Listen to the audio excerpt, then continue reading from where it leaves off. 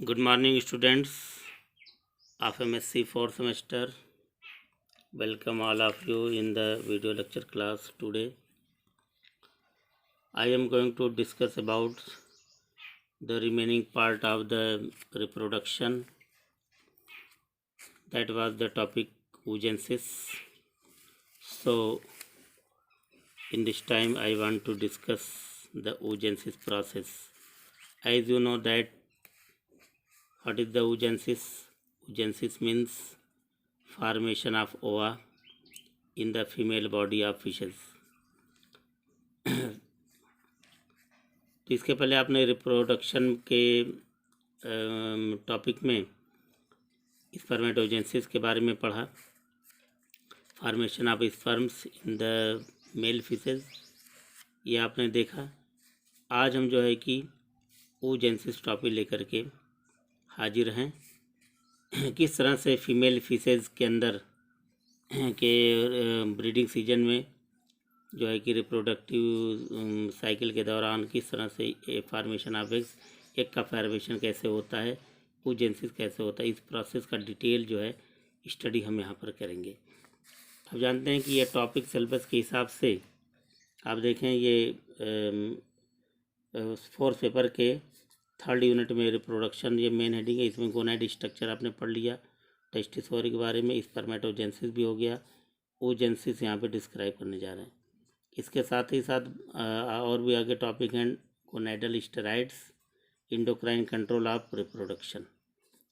तो इस तरह से 3 टॉपिक बचे हैं। तीसरा टॉपिक हम यहाँ पे डिस्क्राइब करने जा रहे हैं, oogenesis. What is the oogenesis? There is a detailed account of oogenesis. As you know that in the all vertebrates animals, the oogenesis process by which all animals form the egg in their body. Egg participates in the fertilization. After which fertilization, there are different type of stages involved in the reproduction by which a particular is egg fertilized by the sperm and developed in the sequential stages and form a adult form of the fish. तो ये जो है कि oogenesis की एक summary हमने बताया। अब इसके जो है एक एक लाइन को, एक एक चीज़ें क्या क्या होती हैं oogenesis में हम देखेंगे, ख़ास तौर से फ़िश के संदर्भ में। फ़िश में कैसे oogenesis हो रहा है देखेंगे। oogenesis, जेनेसिस मीन्स होता है फॉर्मेशन, ओ मतलब ओवा, ओवा फॉर्मेशन, फॉर्मेशन ऑफ ओवा, formation of egg, formation of ovum is known as oogenesis. Oogenesis primarily involves the differentiation of germ cells into the mature oocyte. oogenesis क्या है? oogenesis के बारे में बताया जा रहा है। oogenesis primarily involves, primary stage पर अगर देखा जाए oogenesis क्या है, oogenesis कैसे होता है, हमने बताया कि oogenesis से ओवरी के अंदर होता है और स्पर्मेटोजेनेसिस टेस्टिस के अंदर होता है। तो ओवरी या टेस्टिस का जो जर्म सेल होता है, यानी जर्मिनल एपिथेलियल लेयर होता है, जो आउटर लेयर होता है जो टेस्टिस या ओवरी का, तो वही डेराइव होकर के तमाम सेल्स बनाते हैं, जिनको स्पर्म मदर सेल या ओवम मदर सेल कहते हैं। यानी वही सेल जब डेराइव होकर हज़ारों की संख्या में बनते हैं तो उन्हें जर्म सेल्स कहते हैं। वही जर्म सेल स्पर्म के फार्मेशन के दौरान स्पर्मेटोगोनिया कहलाता है, और जब ओवम का फार्मेशन हुआ oogenesis के दौरान तो उसे oogonia कहते हैं। तो जर्म सेल यानी कि ओवरी का जो जर्म सेल है, यानी कि जर्मिनल एपिथेलियम के जो सेल हैं, वो फर्दर डेराइव होते रहते हैं, प्रोलिफरेट होते रहते हैं और तमाम जो है कि जर्म सेल बनाते रहते हैं। तो वही यहाँ बात किया गया है, oogenesis प्राइमरली इन्वॉल्व, यानी कि oogenesis का प्राइमरी स्टेज में क्या होता है, the differentiation of germ cells, germ cells का डिफ्रेंसिएशन होता है, यानी जर्म सेल्स जो है कि मल्टीप्लाई करते हैं, डिफ्रेंशिएट होते हैं, प्रोलिफरेट होते हैं, 2 से 4, 4 से 8 से 16, 16 से 32, इस तरह से सीक्वेंशियल जो है डिवीजन उसमें होता है, यानी तमाम जर्म सेल्स बन जाते हैं। और यही जर्म सेल आगे जा कर के क्या बन जाते हैं, जर्म सेल्स, यानी कि oogenesis primarily involves the differentiation of germ cells into the mature oocyte, और यही जर्म सेल्स जो है कि वो मैच्योर oocyte में बदल जाते हैं, मैच्योर oocyte बन जाते हैं, और मैच्योर oocyte ही अंत में जो है कि ओवम बन जाते हैं, एग बन जाते हैं। तो ये प्राइमरी इसका जो है कि जो स्टेज है इसकी चर्चा हो रही है। अब आगे देखेंगे। It occurs both in intra and extra ovarian environment, यानी कि ये जो जर्म सेल से मैच्योर oocyte बनने की जो प्रक्रियाएं होती है, जो प्रोसेस है, वो जो इंट्रा और एक्स्ट्रा ओवरियन इन्वायरमेंट दोनों में होता है। इंट्रा का मतलब कि उसी के अंदर, ओवरी के अंदर, और एक्स्ट्रा मतलब ओवरी से बाहर, यानी इसका जो है यानी कि ये जो एग होते हैं, यानी जो जर्म जो इमैच्योर सेल होते हैं, ये जो है कि उस ओवरी के अंदर, ओवरी के बाहर, दोनों तरफ ये जो दोनों इन्वायरमेंट में ये पाए जाते हैं। It occurs both in intra and extra ovarian environment, and it is only after the penetration of spermatozoa that the meiosis occurs to complete the process of oogenesis। यहाँ पे एक नई चीज़ आप फिश में देखेंगे कि ये जो है कि ये ओवरी के इंट्रा रीजन में और एक्स्ट्रा रीजन दोनों में जो है कि ये oocyte पाए जाते हैं। And it is only after the penetration of spermatozoa, जब इसमें स्पर्मेटोजोआ जब इंटर करता है, यानी मेल गैमीट यानी स्पर्म या स्पर्मेटो जब इसमें इंटर कर जाता है, यानी इंटर करने के बाद दैट द मियोसिस आकर्स, और उसके बाद मियोसिस होता है। मियोसिस का मतलब होता है कि रिडक्शन डिवीजन, जिसमें जर्म क्रोमोसोम की संख्या आदि होती है। That the meiosis occurs to complete the process of oogenesis, और उसके बाद जब मियोसिस होगा तो जाहिर बात कि जो सोमैटिक सेल होते हैं उसमें से जो है क्रोमोसोम संख्या आदि हो जाती है, और आदि होने के बाद फिर जो है कि oogenesis होता है। oogenesis होने का मतलब है कि एक का फॉर्मेशन, और oogenesis जब कंप्लीट होता है यानी कि उसमें क्रोमोसोम की संख्या आदि हो जाती है। तो इस तरह से जो है कि oogenesis का जो प्रोसेस आगे बढ़ता है।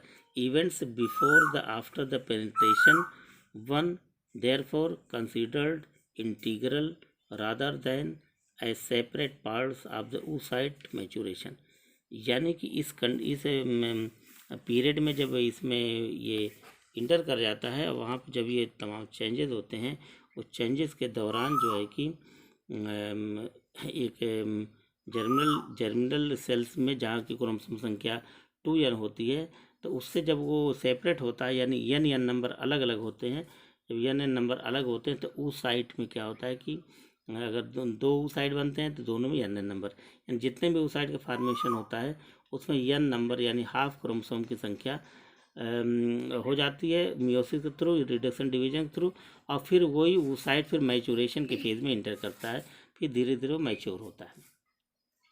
Differentiation of germ cells into the mature oocyte. Differentiation of germ cells into the mature oocyte has been variously described to proceed through several steps. अब जो है कि जर्म सेल से मैच्योर oocyte बनने की जो कहानी है, जो प्रोसेस है, ये जो है कि आगे जब धीरे धीरे जब आगे बढ़ती है तो इसमें कई स्टेप जो है कई बहुत से स्टेप्स सामने आते हैं। अब वो एक एक चीज़ करके यहाँ पे डिस्कस किया जाएगा। The results obtain by different investigators, यानी बहुत से इन्वेस्टिगेटर जो वैज्ञानिक है जिन्होंने इसके बारे में स्टडी किया है, उनके हिसाब से जो रिजल्ट सामने आया, जो परिणाम सामने आया, वो सामने बताया जा रहा है। इन्वेस्टिगेटर्स आर कंपेरेबल यानी सबकी लगभग एक ही तरह की सूचना, एक ही तरह की report, but only to a few cytological identified stages, लेकिन उसमें जो है कि कुछ ही ऐसे आइडेंटिफाइड स्टेजेज हैं जिसमें साइटोलॉजी यानी उसको जो है कि साइटोसॉल यानी कि इसके जो जीवद्रव्य होते हैं सेल के अंदर, एक के अंदर, उसका जो है कि डेवलपमेंट होता है, ग्रोथ होती है। Obviously these overlay the molecular and biochemical processes occurring continuously at all level of organization over a considerable period of time. Obviously, these overlay the molecular and biochemical process, यानी कि egg का formation जो है कि कैसे होता है, molecular level पे और बायोकेमिकल प्रोसेस दोनों इसमें इन्वॉल्व होते हैं। मॉलिक्यूलर प्रोसेस भी होता है, बायोकेमिकल प्रोसेस भी होता है। Occurring continuously at all the level of organisation, और ये लगातार होता है और हर ऑर्गेनाइजेशन पर, हर लेवल पर ये होता है, यानी कि हर स्टेज पर इसमें कोई न कोई इवेंट होते हैं over A considerable period of time, और जितना इसका जो निश्चित समय है उतने ही निश्चित समय में ये जो है कि कंप्लीट होता है। The extent to which the result obtain the comparable, the extent to which the results obtained are comparable, और ये जो किसी एक फिश में जब ये इस तरह का रिजल्ट देखने को मिलता है, उसी तरह का रिजल्ट लगभग कंपेरिजन किया जाए तो सारे फिश में मिलते हैं, या और भी इनवर्टिब्रेट और भी वर्टिब्रेट एनिमल में भी देखने को मिलता है। इज समटाइम्स क्वेश्चनेबल, और ये क्वेश्चन भी है, अगर इस पर क्वेश्चन भी बन सकता है, because of our inability to define stages, और जो है कि हम इस स्टेज को अगर अलग अलग डिफ़ाइन करना चाहें कि हर फिश का, हर वेरिएशन का अलग अलग डिफ़ाइन करना चाहें, तो वो जो है कि ये मुश्किल है कि जो है कि ये इनएबिलिटी, इसको हम जो डिफ़ाइन नहीं कर सकते। एक जनरल वे में एक प्रोसेस लेके हम आगे चलते हैं जिसकी स्टडी करते हैं प्रिसाइजली।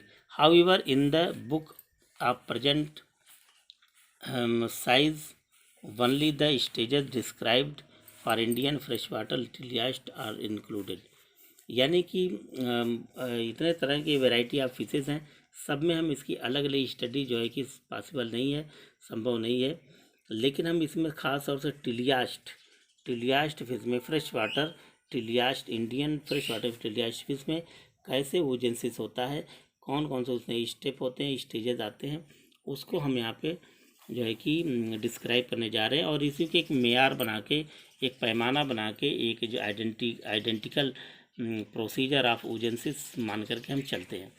तो जनरल प्रोसेस ऑफ ओजेंसिस की स्टडी अगर हम कर रहे हैं तो हम फ्रेश वाटर इंडियन टिलियास्ट के को एक स्टडी का एक टिपिकल प्रोसीजर मान के चलते हैं, उसी को जो है कि यहाँ पे इस बुक में और इस हमारे सिलेबस में इसी की स्टडी को आगे बढ़ाया गया है। अब यहाँ पे जो इसके स्टेजेस हम सामने लेकर के आ रहे हैं, ऊगोनिया हमने सबसे बड़ा बताया, अभी इसके पहले जो डिस्क्राइब किया है कि ये जैसे ये मैच्योर ओवरी है, ये मैच्योर ओवरी, इसके जो वो सबसे बाहर का जो एरिया है, यानी ये वाल ऑफ ओवरी, ये वाल है, ये वाल है, और इसी का ये जो लेयर है, ये जर्मिनल एपिथेलियम यही है, ये सेल है, इसी से डिराइव होकर ये तमाम सेल, जितने सेल दिखाई दे रहे हैं सब इसी से बनते हैं, यानी इसी लेयर पे जो जर्मिनल एपिथेलियल लेयर है, इसमें जो सेल्स हैं यही जो है प्रोलिफरेट होते हैं, इसी से बन के जो है कि ऊगोनिया का फॉर्मेशन होता है, यानी ये ऊगोनिया बनते हैं, यही ऊगोनिया जो है छोटे छोटे फिर जो डिराइव होकर जो है कि मैच्योर oocyte बनते हैं। तो ऊगोनिया सबसे पहले हेडिंग जो आती है oogonia, these are earliest stages of oogenesis। oogenesis क्या सबसे शुरू का स्टेज है, सबसे अर्ली स्टेज है, सबसे पहले जो स्टेज आता है, यानी ऊगोनिया का फॉर्मेशन, यानी जर्मिनल एपिथेलियम, यानी ये जर्मिनल एपिथेलियम है, इस जर्मिनल एपिथेलियम से डायराइव होकर जो सेल बनते हैं उसे ऊगोनिया कहते हैं। These are earliest stages of oogonia, one comparable derived from the germinal epithelium, और ये जो है कि जर्मिनल एपिथेलियम से डिराइव होकर के बनते हैं।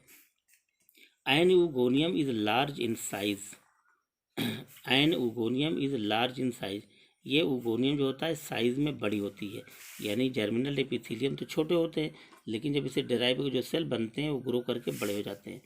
तो germinal epithelium an oogonium is large in size, size में बड़ी होती है, and contains a large nucleus surrounded by a narrow rim of cytoplasm, और इसके जो है कि साइटोप्लाज्म के अंदर ये जो कि साइटोप्लाज्म है, ये साइटोप्लाज्म चारों तरफ, इसके बीच में जो न्यूक्लियस है ये काफ़ी बड़ा होता है, तो वही and contain a large nucleus surrounded by a narrow rim of the cytoplasm, cytoplasm के अंदर ये बड़ा सा एक न्यूक्लियस पाया जाता है, यानी उसके सेंटर में। The nucleus contains one of two nucleoli,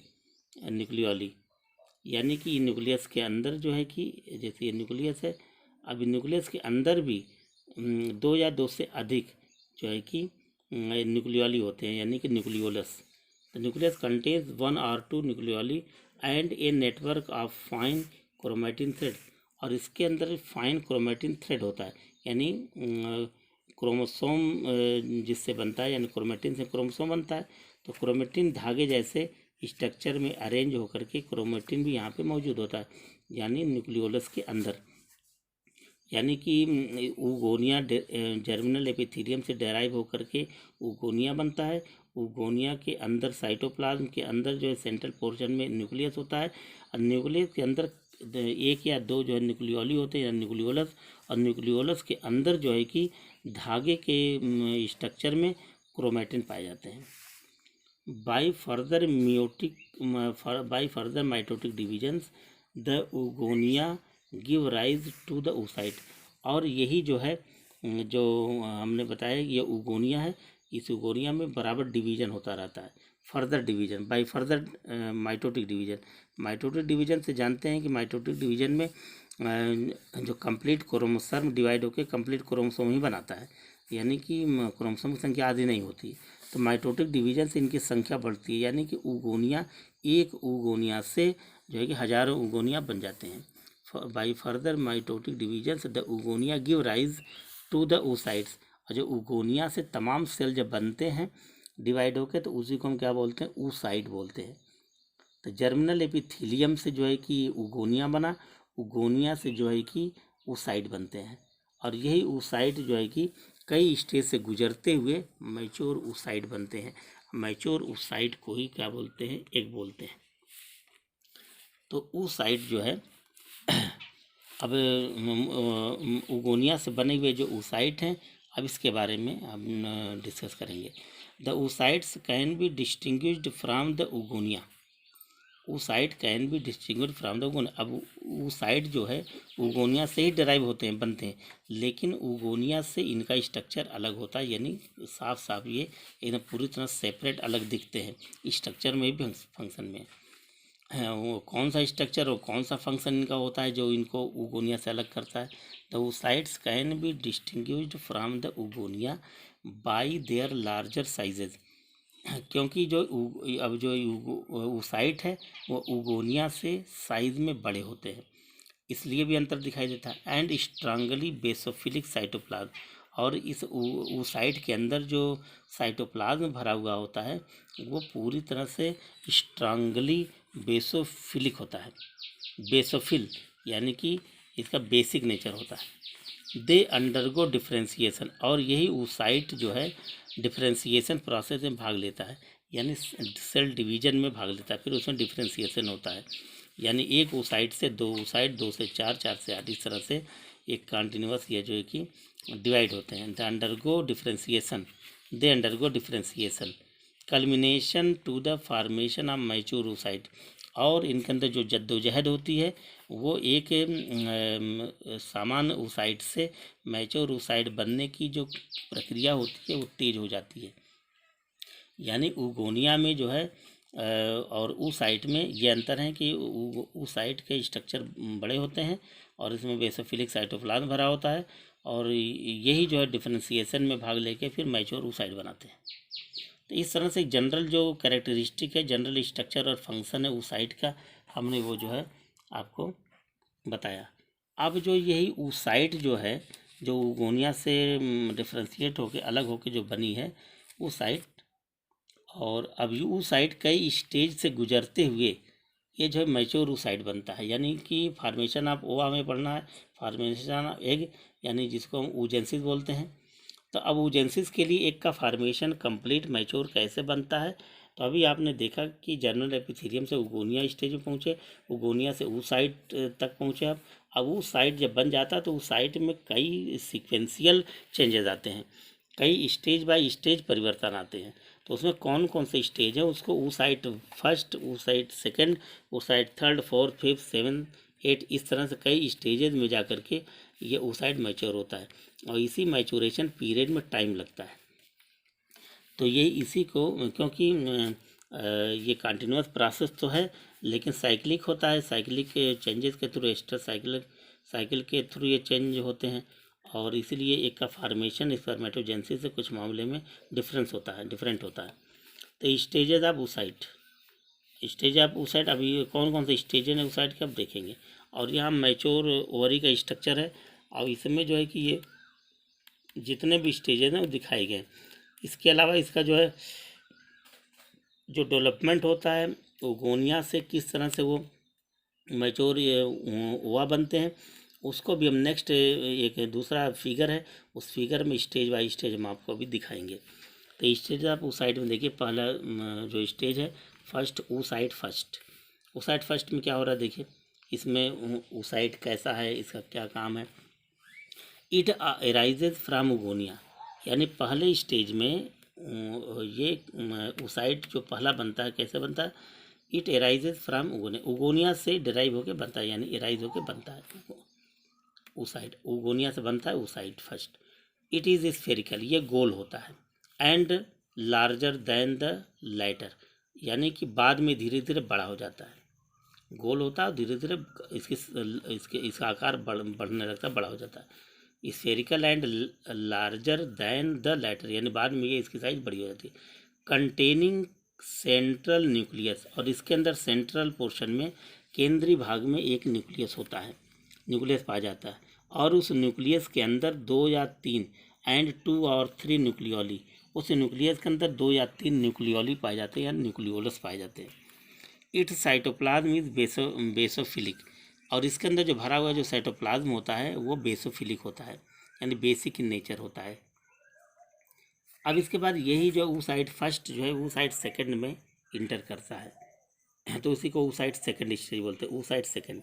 it is larger than oocyte first जाहिर सी बात है कि ऊसाइट फर्स्ट से ये बड़ा होगा। It is larger than oocyte first से ये जो है बड़ा होता है। Having increased number of nucleoli और जो उसके न्यूक्लियस में 2 या 3 न्यूक्लियोलस थे या न्यूक्लियोली थे अब वो बढ़ करके जो है कि कई संख्या हो जाती है यानी 2-3 से ज़्यादा 4-6-10 भी हो सकते हैं। तो जो इंक्रीज्ड नंबर ऑफ न्यूक्लियोली संख्या बढ़ जाती है। Yolk nucleus is also present close to the nuclear membrane in the cytoplasm और इसके अंदर जो भरा हुआ याल्क होता है याल्क न्यूक्लियस तो याल्क न्यूक्लियस आल्सो प्रेजेंट और याल्क न्यूक्लियस भी इनके अंदर मौजूद होता है लेकिन वो कहाँ पर होता है वो साइटोप्लाज्म का जो मेम्ब्रेन होता है न्यूक्लियर मेम्ब्रेन उसी से सटा रहता है जुड़ा होता है वहीं पर पड़ा रहता है। तो जो है कि याल्क वेसिकल्स हम यहाँ पे फिगर में आपको दिखाएंगे याल्क जो है कि याल्क ग्लोब्यूल यहाँ पर है बीच में और याल्क वेसिकल ये याल्क वेसिकल बनाते हैं और इसका स्ट्रक्चर अभी नेक्स्ट फिगर में क्लियर होगा।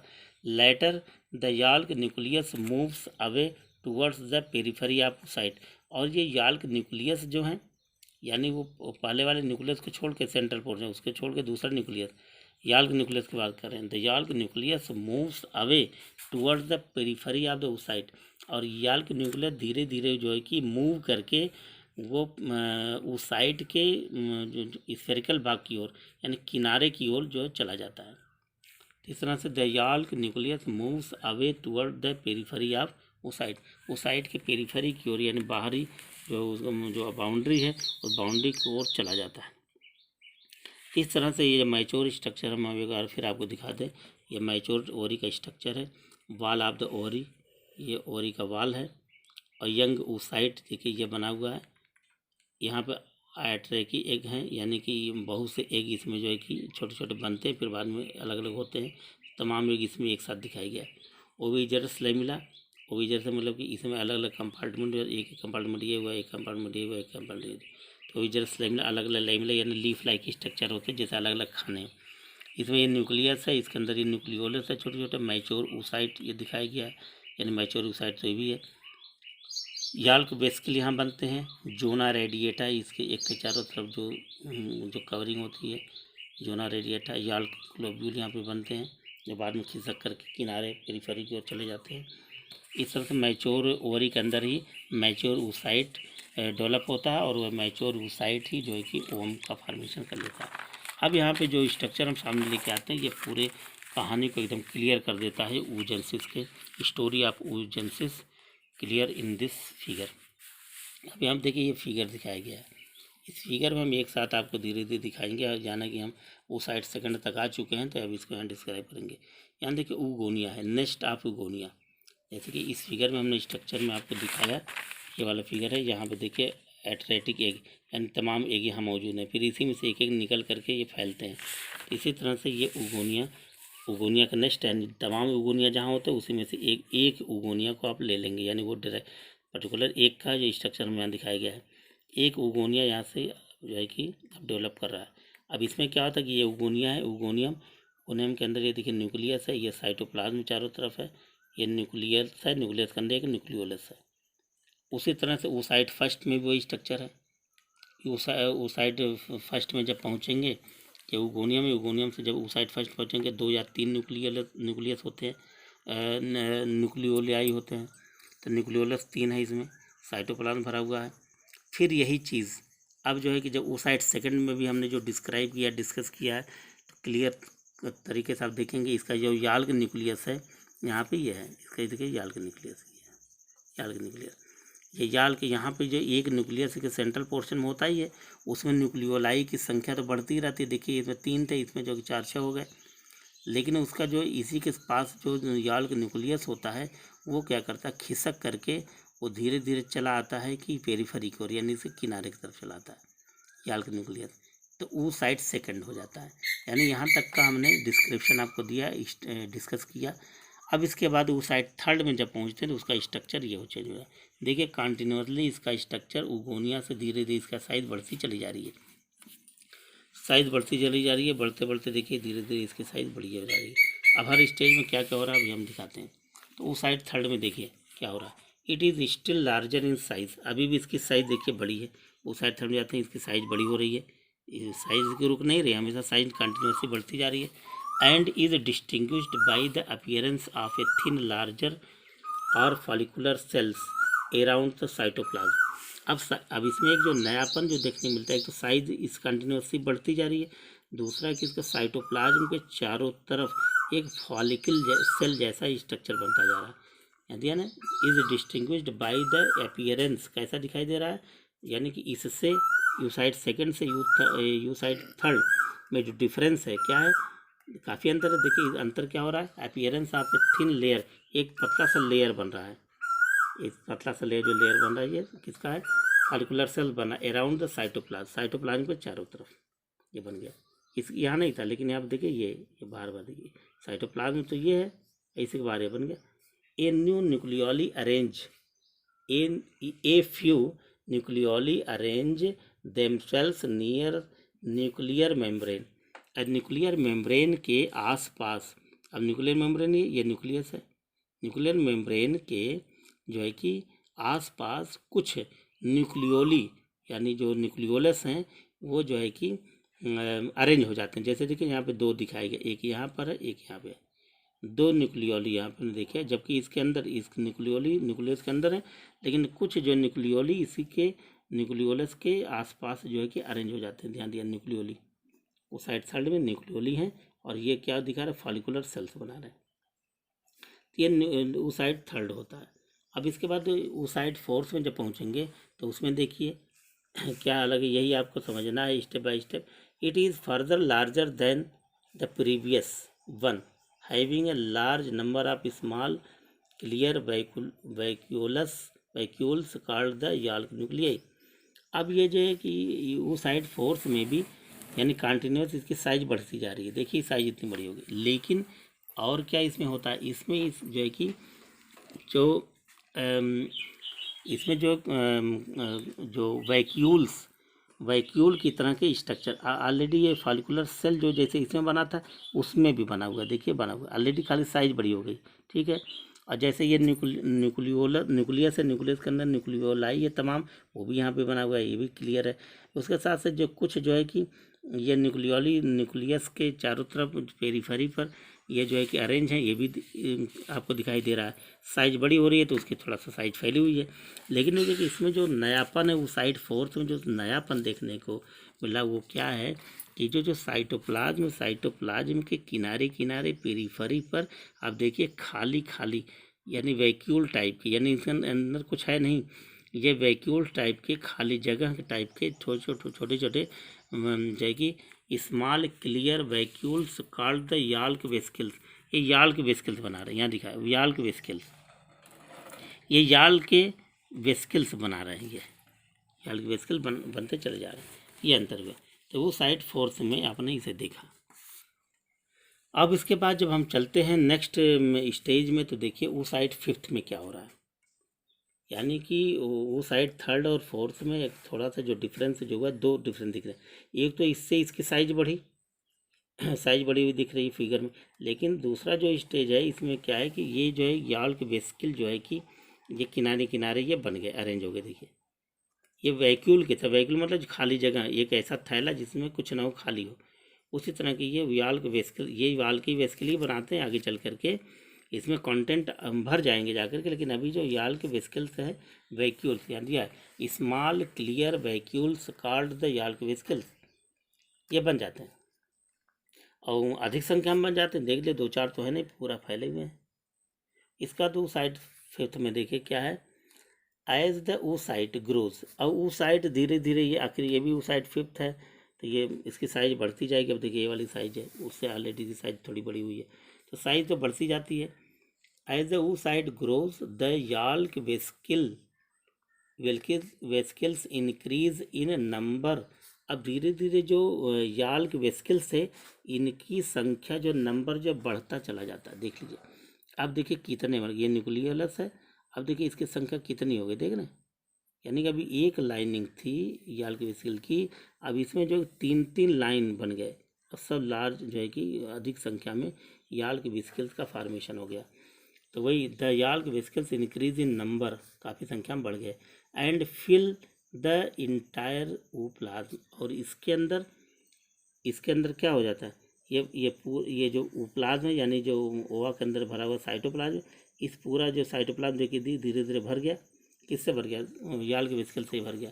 एंड फिल द इंटायर ऊप्लाज्म, पूरा ऊप्लाज्म लगभग मैक्सिमम 75% भर गया। ए वाइट लाइन मेम्ब्रेन जोना रेडिएटा बिकम्स विजिबल। अब जोना रेडिएटा यहाँ भी दिखाई देता है। देखिए ये जोना रेडिएटा, ये यानी कि अभी एक लाइनिंग थी, इसकी जो कवरिंग थी एक लाइनिंग नुमा थी, एक झिल्ली थी। लेकिन अब यह जो है कि सेल्स में परिवर्तित हो गया है, यानी एक अच्छा खासा लेयर बन गया। देखिए सेल के छोटे छोटे लेयर के, ये पूरा का पूरा एक लेयर, पर एक लाइनिंग थी, अब ये ऐसे हो गई। इसी को बोलते हैं जोना रेडिएटा, यानी रेडिएटा मतलब कि पूरे उसको कवर कर लिया, मोटा लेयर हो गया। तो ए वाइट लाइन, इसे वाइट लाइन मेम्ब्रेन कहते हैं, वाइट लाइन मेम्ब्रेन बन जाता है। ये वाइट लाइन मेम्ब्रेन या इसी बोलते हैं जोना रेडिएटा बिकम्स विजिबल, दिखने लगता है between the ooplasm and the follicular layer zona granulosa. जो फॉलिकुलर लेयर है, इसके ऊपर ये जो फॉलिकुलर बना था, यहाँ से बना शुरू हुआ था, यहाँ भी बन गया।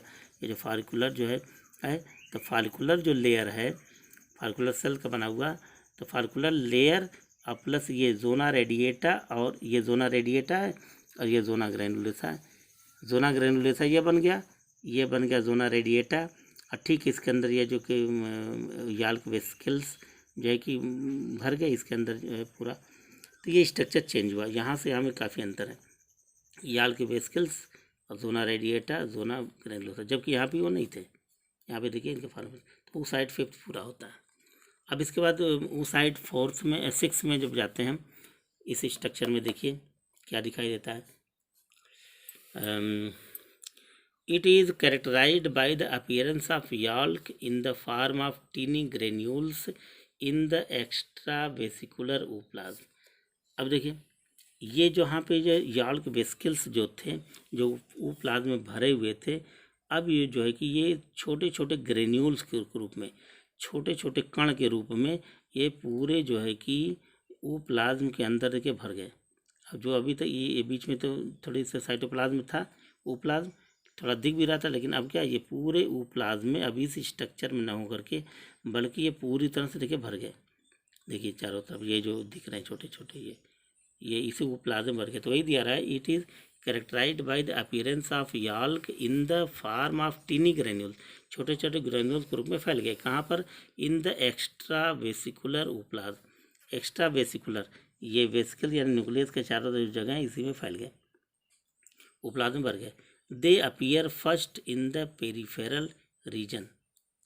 ये सबसे पहले कहाँ दिखाई दिए थे, पहले दिखाई दिए थे पेरिफेरल रीजन में दिखाई दिए थे किनारे किनारे दिखाई दिए थे। उसके बाद फिर ये धीरे धीरे 2-3 लाइन तक बन गए, 2-3 लाइन में फैल गए, तो वही दिया है they appear first in the peripheral region and accumulate in large number. फिर धीरे धीरे देखिए काफ़ी अधिक संख्या में बन गए थे। फिर देखिए the yolk granules then proceeds centripetally. The Yal granules then proceeds centripetally till the whole ooplasm. और ये क्या होता है कि अब धीरे धीरे ये सेंट्रीपिटली का मतलब सेंटर की तरफ यानी ये जो न्यूक्लियस इसकी तरफ धीरे धीरे जो है वो फैलते चले गए, धीरे धीरे प्रोसीड कर गए। ये जो याल ग्रेन्यूल पूरी तरह सेंटर की ओर पहुंच गए, सेंटर में सेंट्रीपिटली टिल द होल ऊप्लाज्म के अंदर पूरे ऊप्लाज्म में भर जाते हैं। ऊप्लाज्म बिकम्स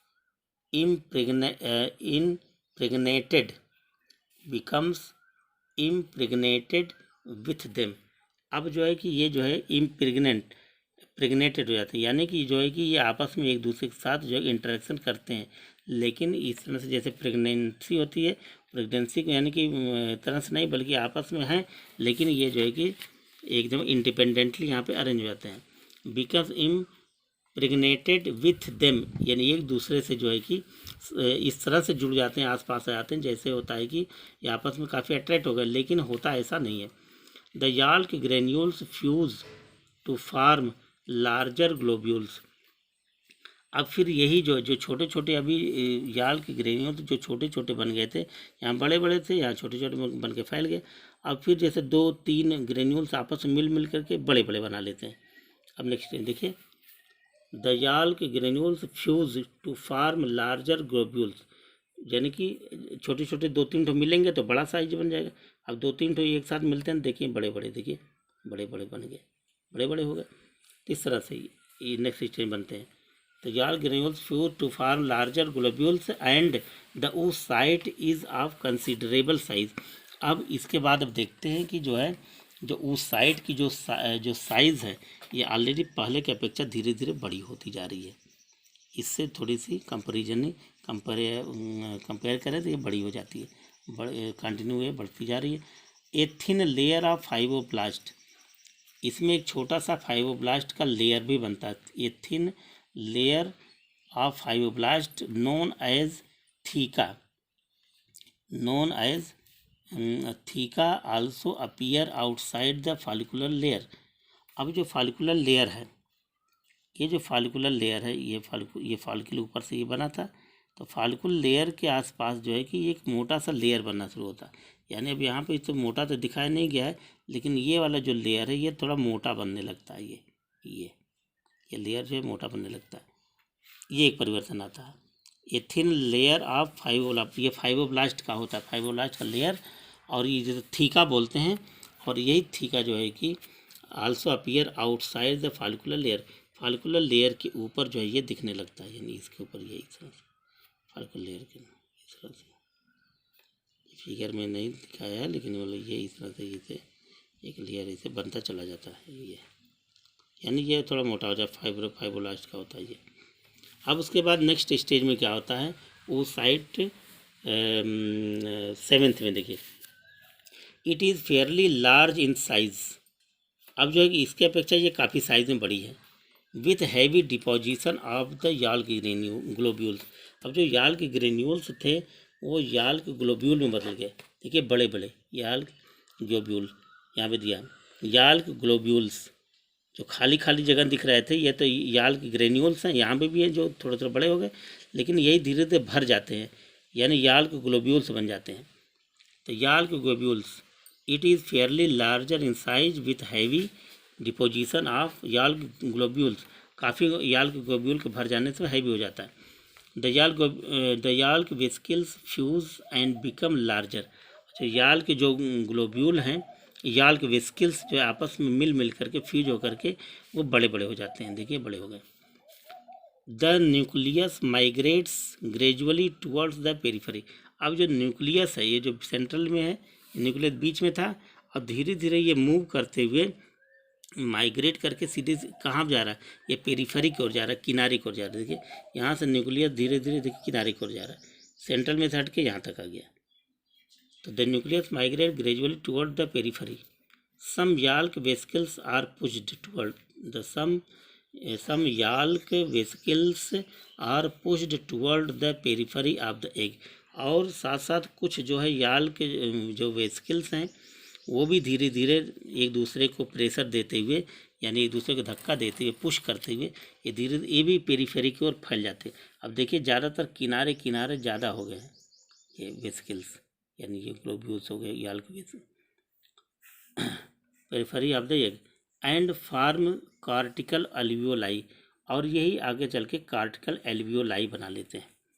क्या बना लेते हैं? यही फार्म कार्टिकल एल्वियोलाई. कार्टिकल एल्वियोलाई मतलब ये याल्क ग्लोब्यूल याल्क वेसिकल से ही बने हुए होते हैं. देखिए अब इसके किनारे किनारे देखिए ये देखिए छोटे छोटे फोकस. ये जो है कि किनारे किनारे जो है कि ये रेडिएटा के जोना रेडिएटा के किनारे किनारे सटे हुए, तो इसी को बोलते हैं कॉर्टिकल एल्वियोलाई. कॉर्टिकल एल्वियोलाई बना लेते हैं ये. इस तरह से उस साइड 8 तक पहुँचते पहुँचते आपने देखा कि एक उस साइड का यानी जहाँ वो एक उगोनिया था सिंपल था और उससे धीरे धीरे डेवलप होकर के ये ऐसा बना लेते हैं. यानी इस तरह से एक मैच्योर जो है अब लास्ट स्टेज जो होता है जिसमें सीधे अब वो साइड सेकंड के बाद वो साइट 8 नंबर पर ये कंप्लीट जो है कि एक ओवम बन जाता है. तो लास्ट स्टेज इसका जो है कि वो जैसे इसका देखिए वो साइट 8 राइप एग यानी रिप्रोडक्शन के लिए तैयार पूरी तरह से मैच्योर एग जो है जब बन जाता है फिश के अंदर फर्टिलाइजेशन के योग्य हो जाते हैं. उसका स्ट्रक्चर देखिए it is largest in size. ये काफ़ी बड़ी साइज़ में हो जाती है बन जाती है. Translucent and yellowish. ट्रांसलूसेंट मतलब जैसे अंगूर होता है अंगूर को थोड़ा सा दबा दीजिए उसमें से जो है कि तमाम रस निकल जाते हैं. यानी ट्रांसलूसेंट ऐसा दिखता है. उसमें इतना सा जो है कि फ्लूइड भरा होता है कि थोड़ा सा अगर वो दबाव पड़े तो उसमें से उसके कंटेंट बाहर आ जाएंगे. तो इसमें ट्रांसलूसेंट हो जाता है और उसका कलर कैसा हो जाए येलोइस कलर का हो जाता है. वो एक with full of large amount of yolk globules. और वो जो किससे भरा होता है उसके अंदर क्या भरा होता है ये with full of large amount of yolk globules. Yolk globules उसके अंदर की अधिक मात्रा में भरे होते हैं. देखिए याल्क ग्लोब्यूल्स जो है ये पूरा भरे हुए हैं इसके अंदर याल्क ग्लोब्यूल्स भरे हुए होते हैं. एंड स्कैटर्ड याल्क वेसिकल्स और याल्क वेसिकल्स भी चारों तरफ भरे होते हैं. देखिए याल्क वेसिकल्स भी भरे हुए हैं याल्क ग्लोब्यूल्स भरे हुए हैं. The nucleus which is pushed A side.